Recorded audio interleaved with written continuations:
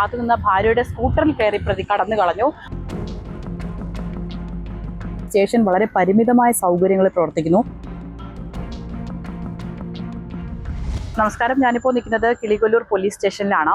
ഇന്ന് രാവിലെയാണ് ഈ പോലീസ് സ്റ്റേഷന് മുന്നിൽ സിനിമാ കഥയെ വെല്ലുന്ന രീതിയിലുള്ള ചില നാടകീയ സംഭവങ്ങൾ അരങ്ങേറിയത്. കഞ്ചാവ് കേസിലെ സ്ഥിരം മയക്കുമരുന്ന് കേസിലെയും പ്രതിയായിട്ടുള്ള അജു മൻസൂർ, പേരൂർ സ്വദേശിയായിട്ടുള്ള അജു മൻസൂറിനെ കഴിഞ്ഞ ദിവസം പോലീസ് അറസ്റ്റ് ചെയ്തിട്ടുണ്ടായിരുന്നു. സ്ഥിരം കേസുകൾ തന്നെ പ്രതിയായതുകൊണ്ട് ഈ സ്റ്റേഷനിലേക്ക് ഇന്നലെ എത്തിച്ചിട്ടുണ്ടായിരുന്നു.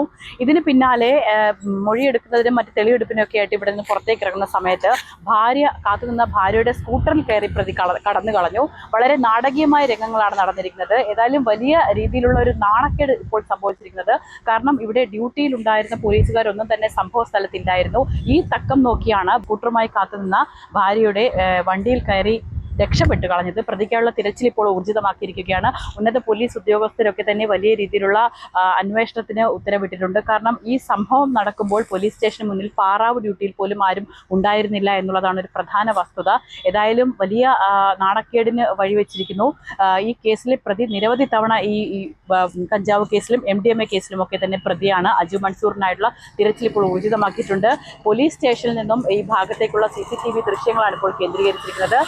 വലിയ രീതിയിൽ ഉന്നത പോലീസ് ഉദ്യോഗസ്ഥരടക്കം ഇവിടെ അന്വേഷണം ശക്തമാക്കിയിരിക്കുകയാണ്.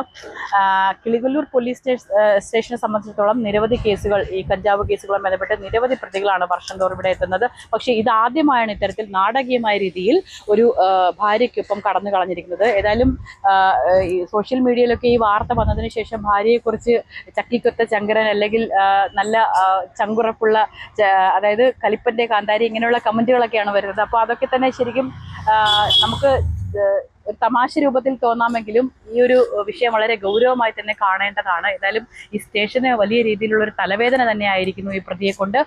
ഇപ്പോൾ വലിയ രീതിയിലുള്ള അന്വേഷണം നടക്കുന്ന CCTV ദൃശ്യങ്ങൾ കേന്ദ്രീകരിച്ചും ബസ് സ്റ്റാൻഡിലും അതോടൊപ്പം തന്നെ റെയിൽവേ സ്റ്റേഷനിലുമൊക്കെ പ്രതിക്കായുള്ള അന്വേഷണം ഊർജിതമാക്കിയിരിക്കുകയാണ്.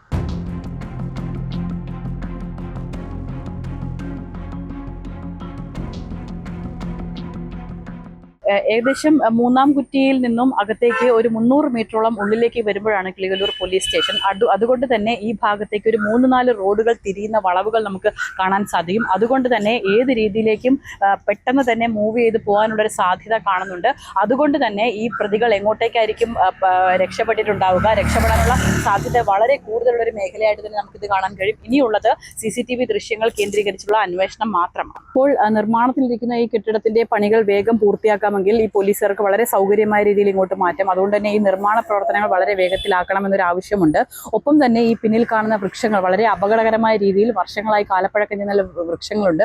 ഈ വൃക്ഷങ്ങളൊക്കെ ഒന്ന് മുറിച്ച് മാറ്റുന്നതിനുള്ളൊരു ആവശ്യവും ഈ നാട്ടുകാരും ഇവിടുത്തെ പ്രദേശവാസികളും ഉന്നയിക്കുന്നു. ഇനി ഇവിടെ എടുത്തു പറയേണ്ട പ്രധാനപ്പെട്ട ചില കാര്യങ്ങൾ, ചില പ്രധാനപ്പെട്ട കാഴ്ചകൾ ഞങ്ങൾ പകർത്തിയിട്ടുണ്ട്. ആ ദൃശ്യങ്ങളിൽ ഏറ്റവും പ്രധാനപ്പെട്ടത് കിളികൊല്ലൂർ സ്റ്റേഷൻ തന്നെയാണ്. ഈ സ്റ്റേഷൻ വളരെ പരിമിതമായ സൗകര്യങ്ങളിൽ പ്രവർത്തിക്കുന്നു. നമ്മൾക്കിവിടെ കാണുമ്പോൾ തന്നെ അറിയാം, 20ഓളം പോലീസുകാർ മാത്രമാണ് ഇവിടെ ഉള്ളത്. ഈ പോലീസുകാർ തന്നെ വളരെ പരിമിതമായ സൗകര്യങ്ങളിലാണ് ഇവർ കഴിയുന്നത്. അതോടൊപ്പം തന്നെ ഈ ഭാഗങ്ങൾ, അതായത് ഈ സ്റ്റേഷന്റെ തൊട്ടപ്പുറത്തെ ഇപ്പുറത്തെ ഭാഗങ്ങളാണ് ഈ കാണുന്നത്. ഇവിടെ നിർമ്മാണം നടക്കുന്ന സ്റ്റേഷന്റെ പരിധിയാണ് ആ കാണുന്നത്. ഈ ഭാഗത്തുമായിട്ടാണ് ഈ സ്റ്റേഷനിലുള്ള പ്രവർത്തനങ്ങൾ, ഓഫീസ് പേപ്പറുകളൊക്കെ തന്നെ സൂക്ഷിക്കുന്നത്. അതോടൊപ്പം തന്നെ സ്റ്റേഷന്റെ ഫ്രണ്ടിൽ സൂക്ഷിച്ചിരുന്ന വാഹനങ്ങൾ, കാലാകാലങ്ങളായിട്ട് സൂക്ഷിച്ചിരിക്കുന്ന വാഹനങ്ങളൊന്നും തന്നെ ഇവിടെ നിന്ന് എടുത്തു മാറ്റാനുള്ള നടപടിയില്ല. അതുകൊണ്ട് തന്നെ നമുക്ക് ഇങ്ങോട്ടേക്ക് വരുമ്പോൾ പോലീസ് സ്റ്റേഷന്റെ ഒരു ബോർഡോ അല്ലെങ്കിൽ ഒന്നും തന്നെ നമുക്ക് കാണാൻ പോലും സാധിക്കുന്നില്ല.